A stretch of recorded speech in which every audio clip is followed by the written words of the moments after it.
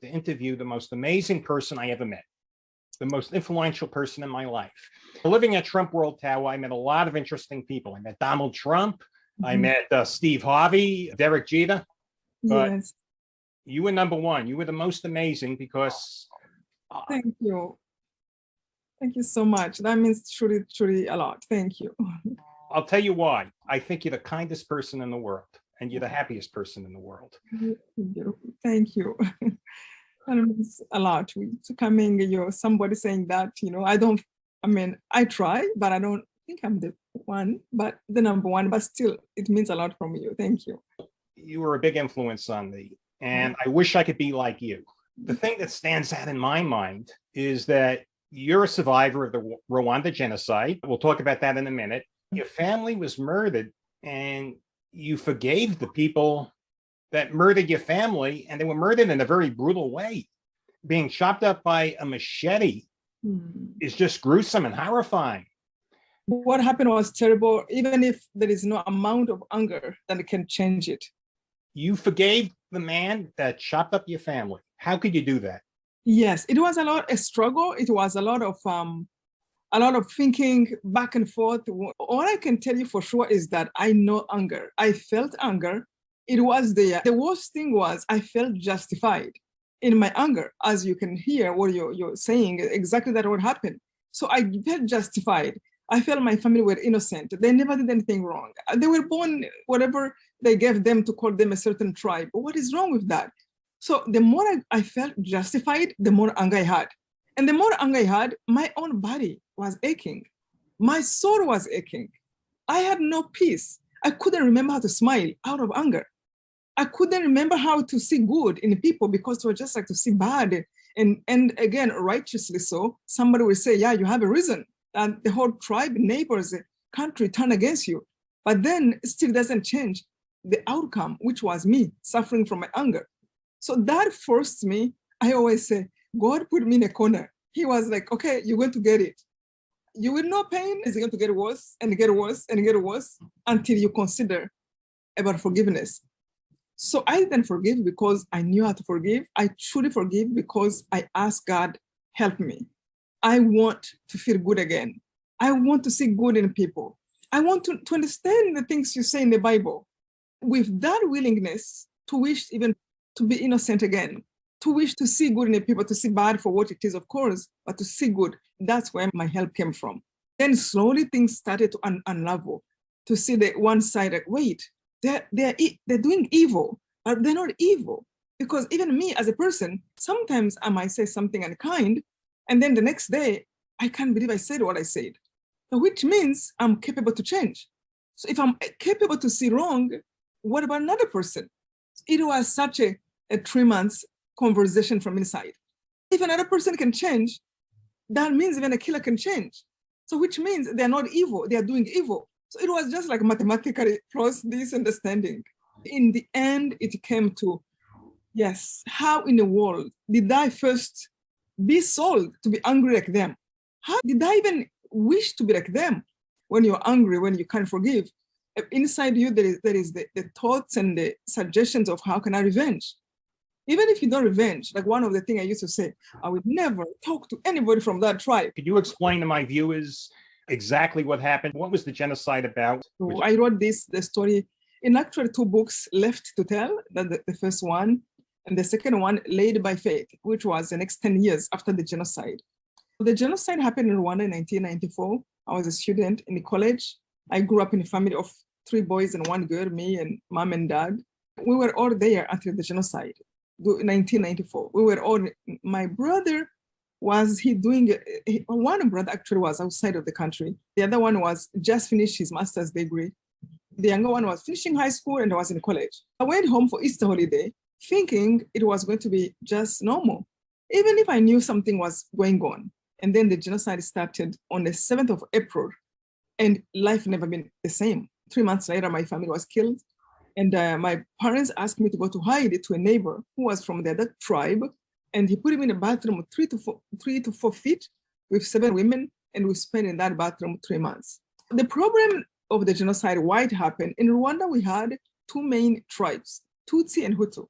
And the tribe that was on power, decided to kill everybody from the other tribe. So it was almost like a political parties, the way the tribes were seen in Rwanda.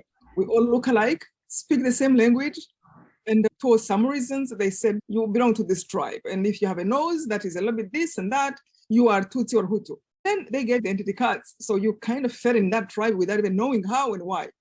Anyway, those tribes behaved a little bit like political parties. Now living in America, I see people understand what it is for people to hate each other just because of political. Yeah. That's the reason why they made a genocide. Sadly, and I have to say this, evil never conquer, ever. Evil will always fall in the end. It might suffer people, cause them pain, but in the end, the right thing will conquer. That's how I see life. So anyway, they caused the genocide, say, let's kill everyone from that tribe, from babies. So during the 3 months I was hiding, with a rosary my father had given me, that's what he gave me when we were separating. And that's what I held on to for 3 months.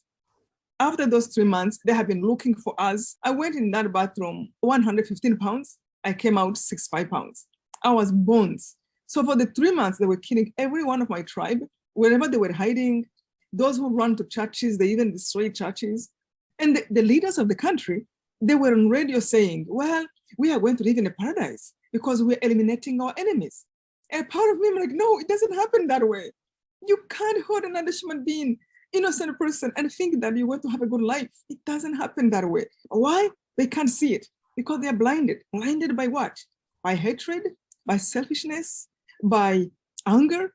So you can see it, but they couldn't see that. This was like a madness of the whole government and then the whole people.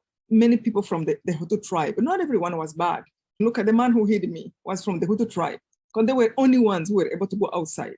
So he hid me. They came to search for us up to the door. I mean, they came like 8 times in that house. Yeah, where I was hiding, 3 by 4 feet bathroom. People who were killing, they came to that house like 8 times. Find you. By the grace of God. It was then I started to be really interested in God. Like it would truly take him seriously. I remember the time when I said, God, I might not understand everything about you, but I am all yours. I'm going to check everything you say, and I'm going to try to be everything you say until you disappoint me. And to tell the truth, to this day, I don't think God have ever disappointed me. Everything that happened, there is always a way, again, from the Bible, through the Bible, I'm able to understand. So anyway, came outside of the bathroom 3 months later. I found out more than 1 million people of my tribe were killed. It was a very brutal killing. Yeah, grenades. Like they used to put people in a stadium and they would throw grenades and then shoot. Then they would go in for those who were surviving and cut them with machetes. Horrible. I mean, they tortured Tutsis. They used to cut their legs and just come to see if they're dying slowly. It was worst evil that you can. And now, of course, they have lost. How many of your family was killed? 98% of my whole family, including extended family, were killed. Your immediate family, if I remember from your book, was chopped up by a machete. Yes. I mean, that's absolutely horrible. And it was one person who did it? One person, he had a group he put together because he was a man of power. He put a group that was looking for me that went and killed my mom and went and killed my brother. So I made the person who literally hands-on, who had the machete, and I made the person in prison who had the group that were looking for them. I heard them outside of the bathroom, and he was saying, it is only Immaculate we are lacking in the family. He was looking for me because they took everything from my home. They were looking to make sure no one will survive. Another person outside of the bathroom, he said, he killed 400 by machete. And he said, I'm looking for Immaculate to make the 400. No, 399. You must have been really scared. It was so scary. So you forgave the man who really was responsible for chopping up your family in a gruesome way. I just can't get over that. If someone did that to my family, I'm going to be honest with you, I'd want to set them on fire slowly. But you forgave them and you're happy. I wish I could be like you. I wish to God I could be like you. I admire you. You're just so kind and you're happy. Again, I believe in God. I believe in the grace of God.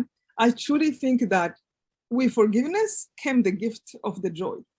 There's so much division right now in the United States of America. There's so much hostility and radicalism in the Republican and the Democratic Party. Yes, People hate each other. What is your advice to America?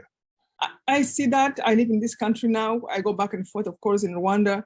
But I just wish people can really take time to think individually and watch themselves and say, what am I doing? Even the things I'm believing, is this good or bad?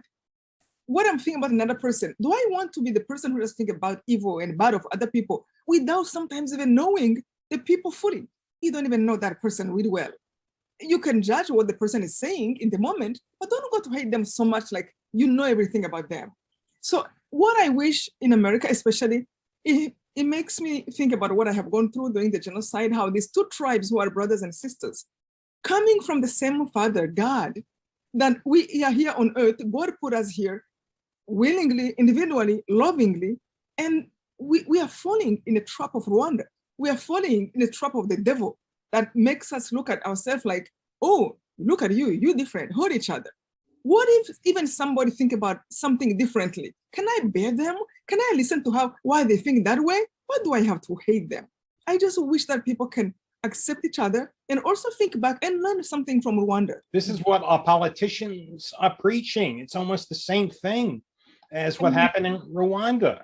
Sadly, if you can learn from Rwanda, the people who caused that, they did not win. I just wish people can see there is no good thing, no good outcome out of evil. I really appreciate taking the time to talk to me. Like I said, you're the most amazing person I ever met. To be able to forgive someone like you did, that's just amazing.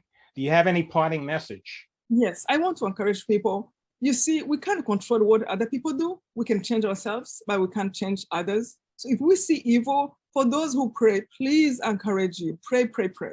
Because truly prayer can change everything. Also, please let go the anger.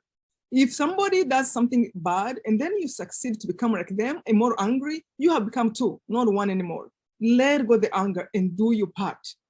Do good, do your part, and pray for our country, pray for peace. I hope the United States of America will listen to your message. I hope this video circulates. There's a lot of hostility out there. There's a lot of violence. The Republicans and the Democrats are getting very hostile towards each other. It's getting pretty bad. It's quite possible there's going to be a lot of violence, and I just pray that doesn't happen. I love this beautiful country, and I hope people can really just turn around and love one another. Immaculate, that was really beautiful. Thank you so much for agreeing to